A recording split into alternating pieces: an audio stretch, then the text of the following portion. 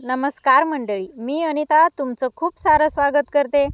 तर मंडळी, आजच्या व्हिडिओमध्ये मी तुम्हाला आपल्या घरातील पिण्याचा माठ ही ठेवण्याची योग्य दिशा कोणती, त्याचबरोबर आपण जो माठ वापरतो तो कसा असावा, म्हणजे लाल असावा की काळा।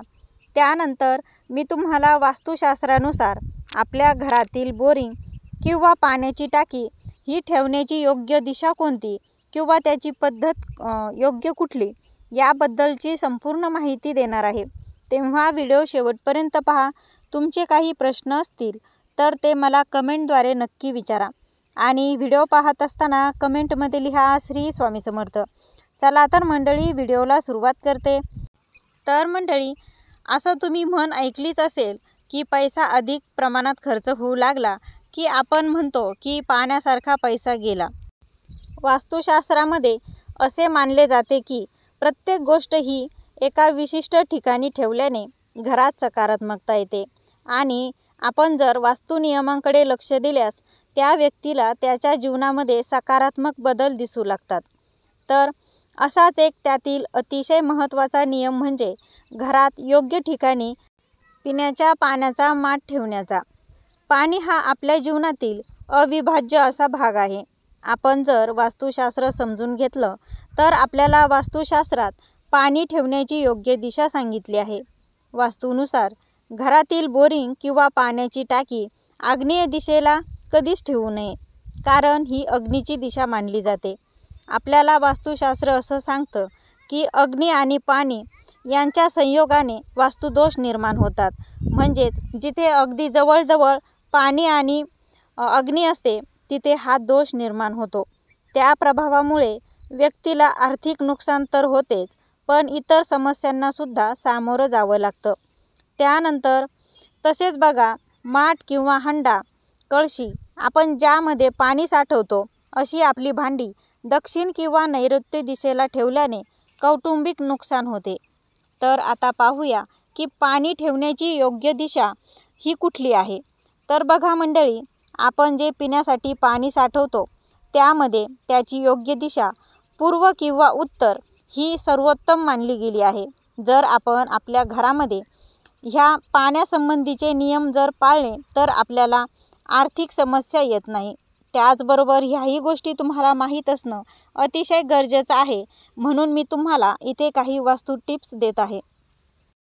तर मंडळी, शास्त्रानुसार घरातील नळ हे जर गळके असले ना तर आपली कधीच प्रगती होत नाही।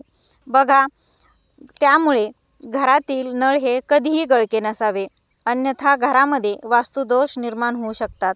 घरातला पैसा हा पाण्यासारखा वाहू लागतो आणि त्यामुळे व्यक्तीला आर्थिक समस्यांना सामोरं जावे लागू शकते। म्हणजेच आपला जर असंच आपली नळ गळती ही जर थांबली नाही आणि त्यामुळे आपल्या त्या दोषामुळे आपल्याला आर्थिक समस्यांना सामोरं जावं लागतं, म्हणजेच आपल्यावर कर्जाचा डोंगर होतो। खूप अनावश्यक असं आपला खर्च होत असतो। म्हणूनच आपल्या घरातील नळ हे गळके नसावेत किंवा पाईपमधून होणारी पाण्याची गळतीसुद्धा ही नसावी। आणि हे आपल्याला त्वरित थांबण्यासाठी वेळेतच आपण आपली नळ आणि पाईपलाईन, म्हणजे आपलं जिथून पाईप जातो आणि तिथून जर नळगळती होत असेल तर आपण ही वेळेतच दुरुस्त करून घ्यायला हवी। तर मंडळी, आता जाणून घेऊयात की आपल्या पिण्याचा माठ हा कसा असावा आणि कोणत्या रंगाचा असावा। हल्ली आपल्याला बाजारामध्ये काळे, लाल किंवा पांढऱ्या रंगाचे माठ पाहायला मिळतात। या तिन्ही प्रकारच्या माठांची वैशिष्ट्य असतात। त्यापैकी नेमका कोणता माठ खरेदी करावा असा संभ्रम आपल्या अनेकांच्या मनामध्ये निर्माण होतो। काळा, लाल आणि पांढरा यापैकी कोणता माठ आरोग्यासाठी चांगला आहे ते आपण जाणून घेऊया। पूर्वी घरोघरी काळ्या रंगाचे माठ वापरले जायचे, परंतु आता आपल्याला काळ्या माठासह लाल आणि पांढऱ्या रंगाचेही माठ पाहायला मिळतात। त्यामुळे यापैकी कोणता माठ चांगला हा प्रश्न आपल्या मनामध्ये नक्कीच तयार होतो। बघा, जर पारंपरिक पद्धतीनं जर माठाचं स्वरूप आपल्या डोळ्यासमोर आलं तर बघा, तर तो माठ काळ्या रंगाचा असायचा, पण आता माठाला झाकण आणि नळही असतो। त्याप्रमाणे नक्षीदार माठ बाजारात उपलब्ध असतात। काळ्या रंगाच्या माठा व्यतिरिक्त आपण पांढऱ्या रंगाचे नक्षीदार माठही बाजारात आपल्याला पाहायला मिळतात. हे माठ आकर्षक असतात आणि ते चिनी मातीपासून बनवलेले असतात. परंतु बघा, जर आपण नैसर्गिक जरचा विचार केला तर नैसर्गिक काळ्या रंगाच्या माठामध्ये ज्या प्रमाणात पाणी थंड होतं त्या तुलनेमध्ये पांढऱ्या रंगाच्या माठामध्ये पाणी थंडगार होत नाही. थंडगार पाणी हवं असेल तर आपल्याला पांढऱ्या रंगाचे माठ फारसे उपयुक्त ठरतील असं नाही, परंतु कमी थंड पाणी हवं असेल तर हे माठ वापरायला काहीच हरकत नाही. आपल्याकडे पूर्वापार काळ्या रंगाचे माठ हे सर्रास वापरले जातात. काळ्या मातीच्या माठामध्ये पाणी चांगलं थंडगार होतं, कारण बघा, ही माती काळ्या खडकापासून उपलब्ध होते. ही माती सगळीकडेच उपलब्ध असते आणि माठाच्या निर्मितीसाठी ही माती नैसर्गिकरित्या खूप चांगली असते.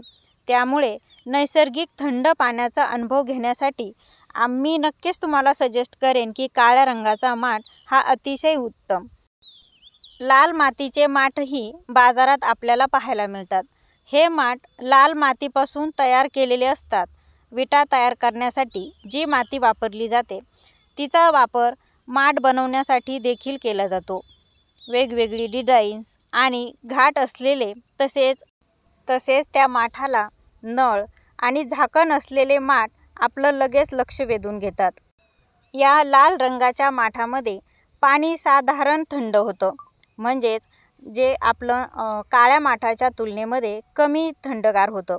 त्यामुळे जास्त थंड पाणी नको असेल तर तुम्ही लाल रंगाचा माठ खरेदी करू शकता. एकंदरीत विचार करता आपल्याला उन्हाळ्याच्या दृष्टीने जर आपण पाहिलं तर आपल्याला पाणी थंड करण्यासाठी लाल आणि पांढऱ्या रंगाच्या माठाऐवजी काळ्या रंगाचा माठ हा अधिक उपयुक्त ठरतो. तर मंडळी, अशी ही माठाबद्दल जी काही माहिती मी तुम्हाला सांगितली, आय होप की ती तुम्हाला आवडली असेल. व्हिडिओ आवडला तर व्हिडिओला लाईक करा, शेअर करा. चॅनलवर जर नवीन असाल तर चॅनलला जरूर सबस्क्राईब करा. भेटूया अशाच एका नवीन माहितीबरोबर. तोपर्यंत श्री स्वामी समर्थ.